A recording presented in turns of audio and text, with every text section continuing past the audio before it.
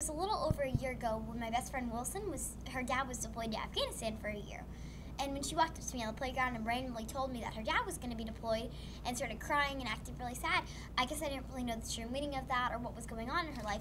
And as a friend, I wanted to be able to support her through that hard time. And I went home and I kind of Googled what deployment was and what happened over the time. And Google kind of freaked me out a little bit, so I just decided I was going to go to her and ask her some more.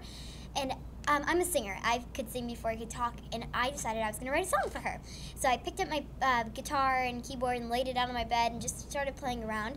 And I decided I wanted it to be really professional, so I went to Nashville and got some help from my friend Deborah Allen, who co-wrote the song with me and then helped me record it, which is really fun too. And after that, the organization kind of bloomed around the song. We thought we wanted to do some more, so we got all the kids in our neighborhood around the table and just kind of wrote letters to her dad's battalion.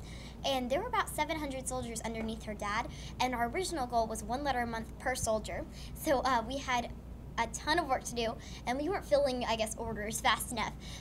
We got 50 letters at the end of the week, which definitely was not enough.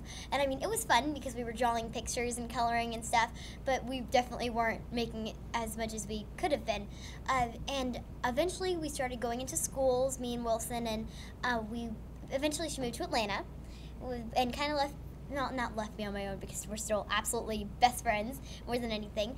And we just draw and color and write and stamp things and put pretty pictures on stuff, and we just send them and send them and send them. And we were getting 50 letters at the end of a week, which definitely wasn't enough to fill 700 soldiers' hands with letters.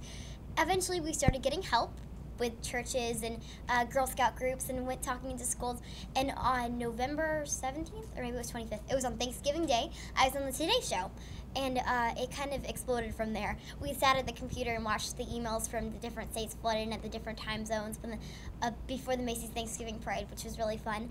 And then I was also on the Today Show on Christmas, which really helped it also skyrocket. So it's been going really well. We've collected 39,500 letters. I'm sure she really appreciated it. We're always talking about that kind of stuff, and it really made a difference in me and obviously in her life too, so it was really cool. Oh, okay, well, I'm on tour with my band right now, which is really fun, and we stopped by the school because Miss Biden, Jill Biden, Vice President's wife, actually donated 400 of her books, which are called Don't Forget God Bless Our Troops. They're really cool books. I've been reading them all day for their Celebrity Book Week, which is really fun. Simon & Schuster had donated the 400 books, one for every kid in the school, which is really cool too. It's a lot of work, but it's worth it when you see the smile on their faces and the pictures that they send back. It takes a lot of explaining, but they get it. I know they know that they're making a big difference.